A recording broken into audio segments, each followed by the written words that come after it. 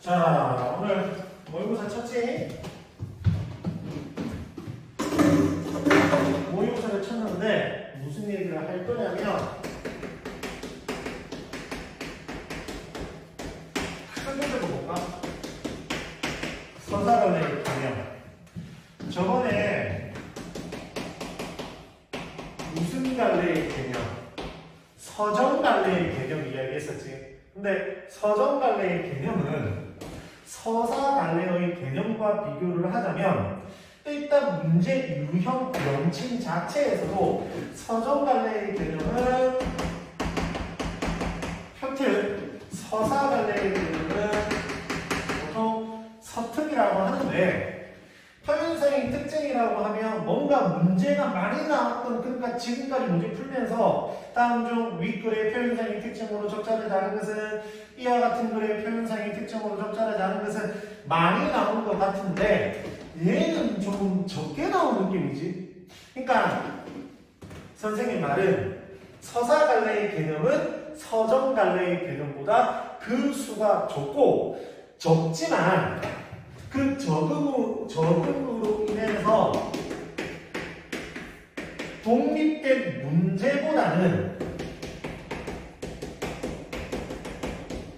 지문 읽기를 위함이라는 거지. 이번 고1 모의고사에 보면 발문이 뭐라고 얘기를 했냐면 인물 단어의 대화를 통해 특정 인물을 풍자하고 있다. 대화 풍자 나왔어. 그 다음에 독백적 진술을 활용하여 인물의 내면을 드러내고 있다. 무슨 진술? 독백적 진술. 그 다음에 동일한 공간에서 사건이 반복되어서 왜 쓰고있지? 사건 반복되면서 뭐가 갈등이 심화되고 있다. 만료 조금만 해야 되는데 장면이 빈번하게 전환되어 말려달라니까 외양을 사실적으로 묘사해. 자, 결국 다 해버렸는데 모르는 거 있나? 여기서? 고1 수준이라고 보면 혹은 중3 수준이라고 보면 뭐 아주 극하위권 새마음 새뜻으로 이제 공부를 시작하는 학생의 경우에는 그래 모를 수 있겠지. 풍자 독백 그 소재가 없지 않냐? 이게 지금 현대 소설에 나왔던 개념이고 고전 소설에 나온 개념은 문제가 심지어 없어.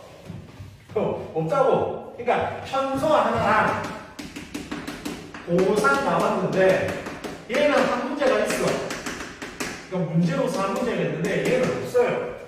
그리고 여기에 나와 있는 개념이 몰라? 다 알아. 근데 지문을 읽을 때 무엇이 도움이 되느냐? 개념 적어볼게. 시점, 갈등, 배경, 구성. 선생님은 이렇게 네 가지로 나누지. 시점, 1인칭 관찰자 시점, 1인칭 주인공 시점, 3인칭 전지적 작가 시점, 옆에 달아줄게. 3인칭 작가 관찰자 시점. 이렇게 네 가지지. 이 네 가지의 시점에 대해서는 일단은 알고는 있어야 돼. 그래서 뭐니까? 개념이니까. 근데 만약에 뭐를 잘 알고 있으면, 이 개념을 잘 알고 있으면 모르는 작품, 수능으로 따졌을 때 모르는 작품을 뭐 할 때 읽을 때 그래 미안. 읽을 때 훨씬 낫다라는 거지. 빠르게 한번 살펴볼까? 1인칭이라고 하는 것은 서술자가 작품 안에 존재를 하는 거고 작품 안에 존재하는 서술자가 단순하게 관찰자의 입장에서 주인공에 대해서 말을 하는 거. 그것을 1인칭 관찰자 시점. 그래서 만약에 1인칭 관찰자 시점이라고 생각이 든다는 것 자체는 서술자인 나가 어떤 다른 대상에 대해서 말을 하고 있네 라고 생각이 들 거잖아. 1인칭 주인공 시점은 나가 주인공이 된다라고 보니까 자기 자신의 이야기를 한다는 거지. 그걸 중심으로 지문을 마음에 든다는 거야. 읽으면 된다는 거야. 그 다음 3인칭 전지적 작가 실전 같은 경우에는 작품 외부에 서술자가 존재하는데 그 서술자가 전지적인 인물, 등장인물과 관련된 사건, 심리 모든 것들을 다 말하고 있다는 거지. 어떤 걸 말하고 있는지를 중심으로 해서 읽으면 된다는 거지. 근데 사실 이제 여기 있는 3인칭 작가 관찰자 시점으로만 쓰여져 있는 소설은 잘 없으니까 얘는 신경을 안 쓰셔도 되고, 그럼 이렇게 세 개 개념 설명 다 한 거고, 물론 오늘 시간상 거리까지 다 설명을 드릴 수는 없는데 시점과 거리라는 게 있어. 그러니까 1인칭 주인공 시점이었을 때 독자와 인물 사이의 거리, 인물과 서술자 사이의 거리. 그래서 동서독이라고 해가지고 보통 삼각형 이렇게 그려가지고 요들 사이의 거리 보통 이야기를 하는데 요즘에 잘 안 나오기는 하지만 이 거리라는 개념도 있기는 하다라는 것까지만. 그 다음에 갈등은 다들 알다시피 외갈과 내갈이 있지. 외적 갈등과 내적 갈등.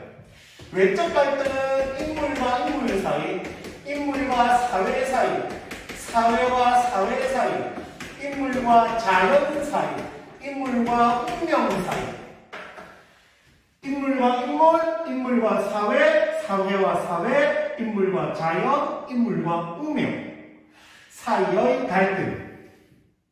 내적 갈등은 짜장면 시킬까 짬뽕 시킬까? 죄송. 그러면 이걸 알고 있으면 역시나 마찬가지겠지. 지문을 읽을 때 이 인물이 지금 무엇을 하고 있구나, 무엇을 하고 있구나를 파악할 수 있다는 거지. 개념 설명도 하고 있는 거예요. 자, 그 다음 지울게. 배경은 이런 거지. 시간적 배경, 시대적 배경, 공간적 배경이라는 건데, 예를 들어서 시대적 배경을 봐볼게. 시대적 배경이 만약에 60년대, 70년대라는 걸 파악이 된 거야. 뭐를 읽을 때, 지문을 읽을 때. 그러면 아마도 무조건은 아니겠지만 어떤 내용이 담겨 있습니까? 60년대, 70년대 생각하면 보통 도시화, 산업화에 소외받는 인물들. 뭐 예를 들어서 가장 대표적인 게 아홉 켤레의 구두로 남은 사내라든지 이러한 작품들에서 보면 도시화 산업화로 인해서 소외받는 계층 인물이 등장을 하거든. 또 예를 들어서 개떼끼 60년대 70년대 그 대가리 가진 새끼 있잖아. 미친 열받네. 그 말하는 그 떼끼들 이게 개떼끼인데 요거는 이제 뭐지? 자유 억압당하는 거. 물론 이제 요거는 이제 솔직히 소설보다는 시에서 요 내용은 좀 많이 나오기는 하지만 그래도 안 나오는 것은 아니니까.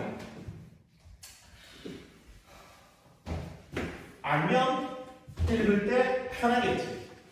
시간적 배경이 이렇잖아. 아침, 점심, 저녁 예를 들면 요것도 좀 사실은 시에서 많이 나오기는 한데 아침은 좀 어떤 이미지일 가능성이 크고 분위기가 긍정적일 가능성이 크고 점심 같은 경우에는 좀 그저 그렇고 저녁은 조금 해가 지기 때문에 부정적인 이미지일 경우가 많거든. 그래서 소설에서도 어떤 특정한 이러한 뭐가 나오면 시간적 배경이 나오면 그 시간적 배경에 따라서 분위기가 형성이 되는 경우가 많다는 거죠. 굳이 하나 더 하자면 계절적 배경도 있거든. 시간적 배경과 동일한 봄, 여름, 가을, 겨울이 있는데 보통은 봄은 긍정적인 경우가 많고 여름은 애매하고 가을은 부정적인 경우가 많아. 겨울 좀 있다고 하고 봄은 겨울에 죽어있던, 그러니까 생명력을 잃었던 존재들이 뭐를 다시 획득하니까 생명력을 다시 획득을 하니까 얘가 많은 거지. 긍정적인 거지. 그 다음에 뭐를? 가을은 소멸과 조락의 이미지라고 해서 소멸과 조락이라고 하는 것은 사라지는 거, 없어지는 걸 말하지. 사라지고 없어짐으로 인해서 부정적인 게 형성이 되는 경우가 있는데 그래도 뭐 간혹가다가 수학, 그러니까 씨 뿌려가지고 키워가지고 이제 얻어내는 거지. 수학의 이미지, 풍요로움의 이미지라고 해서 긍정적으로 되는 경우도 있기는 해. 그러니까 내가 지금 말하는 이러한 배경은 절대적인 게 아니고 상대적인 거라지. 상대적인 거지. 그 다음에 겨울은 동그라미도 많이 나오고 세모도 많이 나와. 근데 보통 소설에서 겨울은 마이너스가 부정적인 경우가 부정적으로 쓰이는 경우가 많아. 그러니까 이러한 모두 알고 있으면 계절적 배경도 알고 있으면 훨씬 뭐하다는 거지. 지문 읽을 때 좋다라는 거지. 그 다음 밑에 무슨 배경? 공간적 배경. 너 지금 어디에 있잖아? 학원에 있잖아. 좋아? 학교에 있으면 좋나? 좋은데요? 라고 하니까 좋지 뭐. 근데 역시나 절대적인 건 아닌데 예를 들어서 청소년 소설에서 이러한 것들이 학원과 학교가 어떤 이미지일까? 그러니까 너희들이 모르는 소설이라든지 이러한 글을 읽었을 때 특정한 공간적 배경이 형성이 되어 있으면 에어컨 좀 켜자.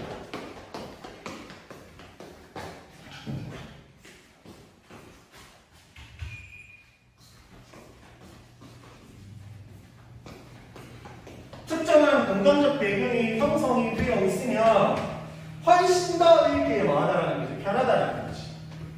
그 다음 배경 했고 이제 구성. 사실 구성 어찌 보면 제일 많기는 한데 유치, 찰랑뽕, 발단, 전개, 위기, 절정, 결말. 됐다 유치하지. 볼까 게임?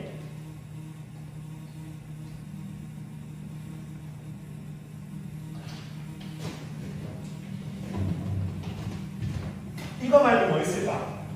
근데 사실 요 얘기 잠시만 조금 하면 우리가 내신 대비해서 글을 읽을 때는 발단도 나오고 전개도 나오고 뭐고 발단도 나오고 전개도 나오고 위기도 나오고 절정도 나오고 결말도 나오지만 오늘 쳤었던 모의고사 같은 경우에는 다 안 나오거든. 일부만 실리거든. 그래서 사실은 요 구성 단계를 개념으로서 안다라고 해서 대단하게 소용이 있는 건 아니야. 그래도 내신에서는 이 단계들이 나름 중요하니까. 그 다음 어떤 구성이 있느냐? 옴니버스식, 피카레스트식,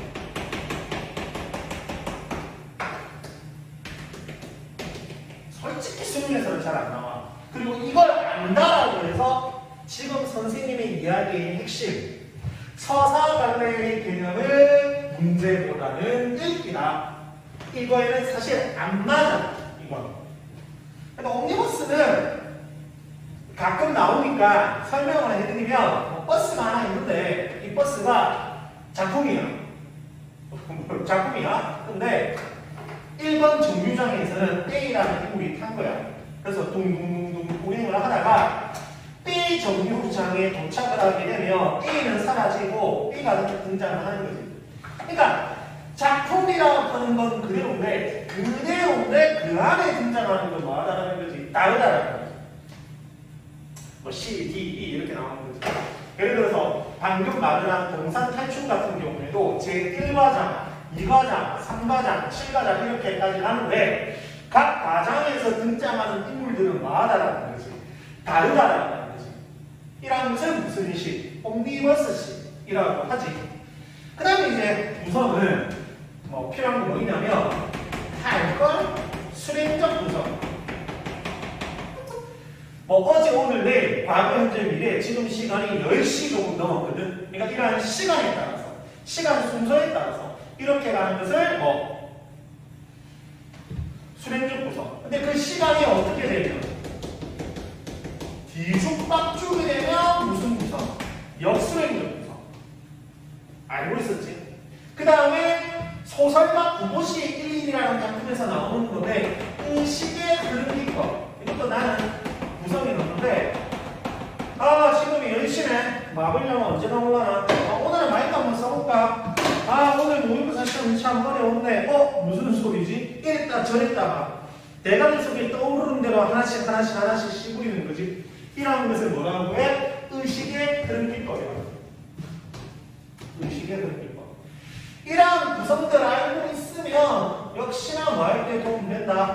직원을 읽을 때 도움 된다. 마지막 소설에서 가장 중요한 인물. 자, 인물의 개념은 뭐가 있을까? 사실은 유형이라고 하면 끝나지. 그럼 적어볼까? 평면적인 반대가 뭐지? 생각해보고. 전형적인 인물. 반대가 뭐지? 생각해보고. 주동인물. 반대가 뭐지? 생각해보고. 이렇게 세 개. 그럼 이렇게 세 개 더 붙겠지. 떠올랐지만 평면의 반대가 뭐지? 입체겠지.